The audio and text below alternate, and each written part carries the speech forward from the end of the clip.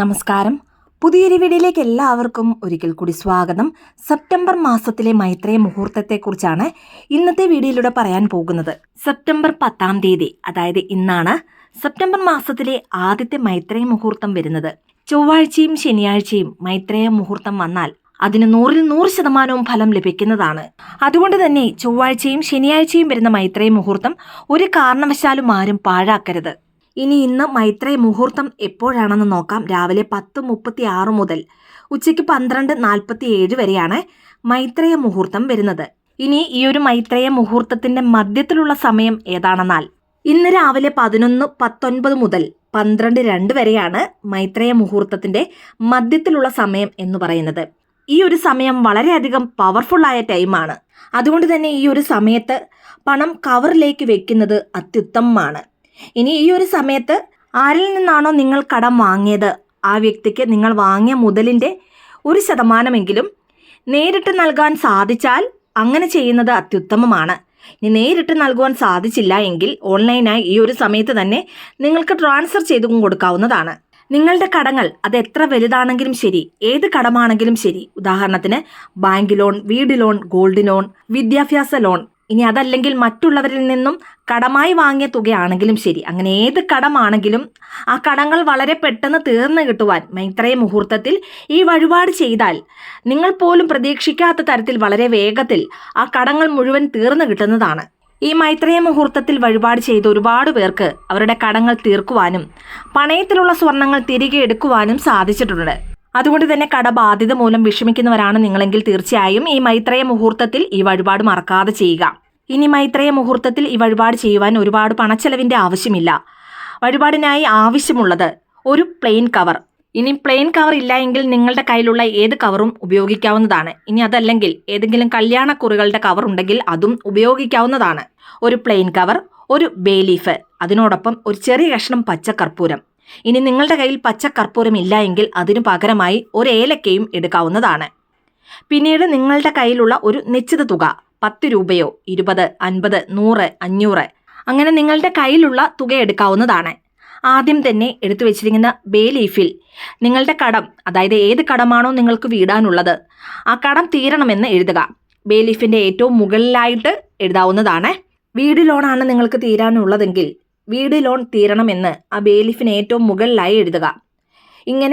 ആ ഇലയുടെ 2 വശവും തീരുന്നത് വരെ ആ ഇലയിൽ തന്നെ എഴുതാവുന്നതാണ്. ഒരു ബേ ലീഫിൽ 6 മാസം വരെ എഴുതാവുന്നതാണ്. ബേ ലീഫിൽ നിങ്ങളുടെ കടം തീരണമെന്ന് എഴുതിയതിന് ശേഷം പ്ലെയിൻ കവറിലേക്ക് ആദ്യം ഒരു കഷ്ണം പച്ചക്കർപ്പൂരം അല്ലെങ്കിൽ ഒരു ഏലക്ക വെക്കുക.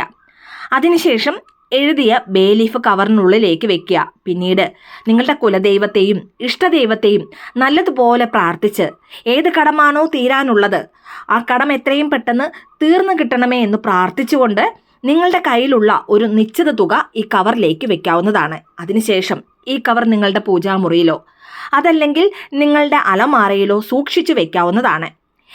എല്ലാ മാസത്തിലെയും മൈത്രേയ മുഹൂർത്തം വരുമ്പോൾ ആ ഒരു സമയത്ത് വീണ്ടും ഈ പരിഹാരം തുടർന്ന് ചെയ്യുക.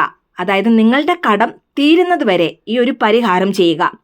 ഈ പരിഹാരം തുടർച്ചയായി എല്ലാ മാസവും ചെയ്യുന്നതിലൂടെ എത്ര വലിയ കടബാധ്യതയും അത് വളരെ പെട്ടെന്ന് തന്നെ തീർക്കാനുള്ള സന്ദർഭവും സാഹചര്യങ്ങളും നിങ്ങൾക്ക് മുൻപിൽ തെളിഞ്ഞു കിട്ടുന്നതാണ്.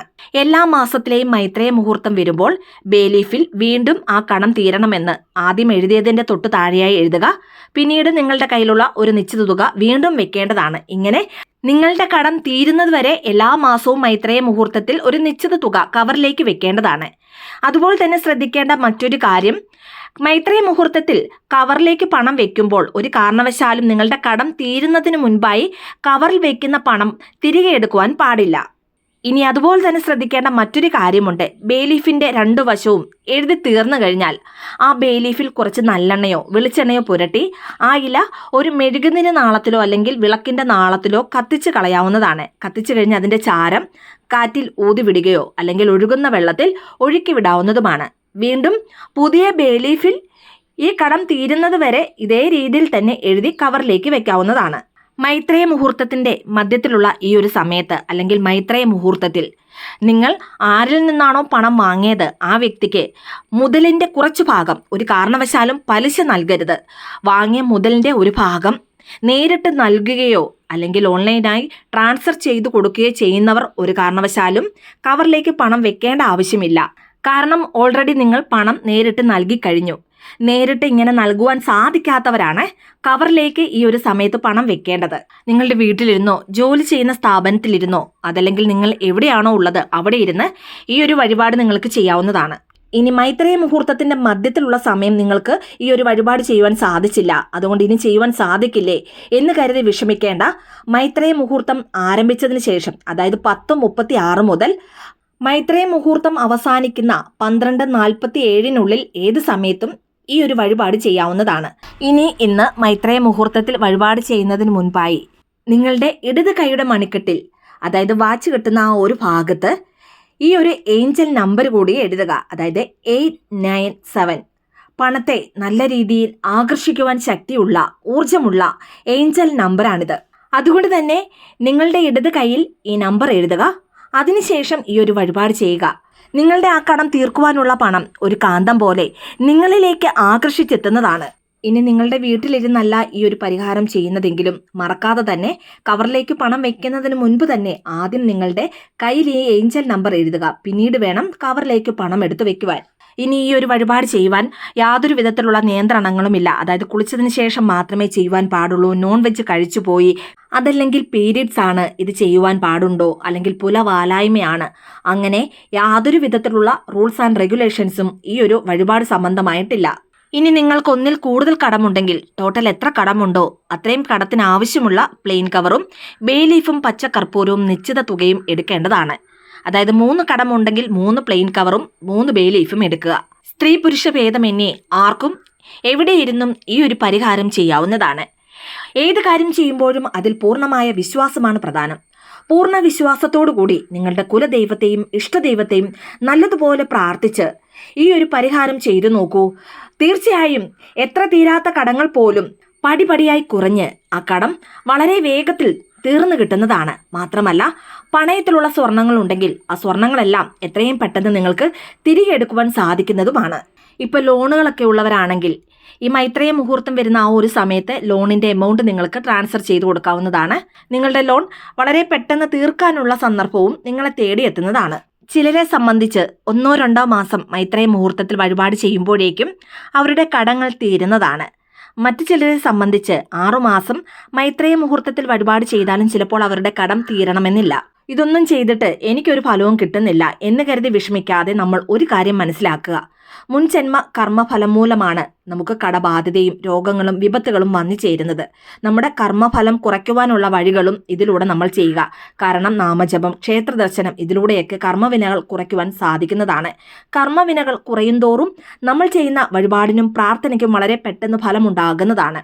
ഇനി സെപ്റ്റംബർ മാസത്തിലെ 2ാമത്തെ മൈത്രേയ മുഹൂർത്തം സെപ്റ്റംബർ 20 വെള്ളിയാഴ്ചയാണ്. സെപ്റ്റംബർ 20 വെള്ളിയാഴ്ച രാത്രി 8:05 മുതൽ 8:40 വരെയാണ് മൈത്രേയ മുഹൂർത്തം വരുന്നത്. ഈ ഒരു സമയത്ത് പണം നേരിട്ട് നൽകുകയോ അല്ലെങ്കിൽ കവറിലേക്ക് പണം എടുത്തു വെക്കാവുന്നതോ ആണ്. ഒരു മാസത്തിൽ 1 അല്ലെങ്കിൽ 2, 3 മൈത്രേയ മുഹൂർത്തങ്ങൾ വരെ വരാറുണ്ട്.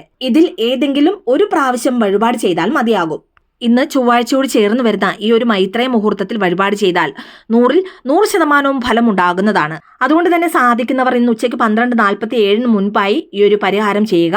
വീഡിയോ ഇഷ്ടമായി ലൈക്ക് ചെയ്യാനും മറ്റുള്ളവരിലേക്ക് ഈ വീഡിയോ ഷെയർ ചെയ്ത് കൊടുക്കാനും മറക്കരുത്. ഇതുപോലുള്ള വീഡിയോസിനാണ് ചാനൽ ഒന്ന് സബ്സ്ക്രൈബ് ചെയ്യുവാനും മറന്നു പോകരുത്. വീണ്ടും നല്ലൊരു വീഡിയോ ആയിട്ട് വരുന്നിടം വരെ നന്ദി, നമസ്കാരം.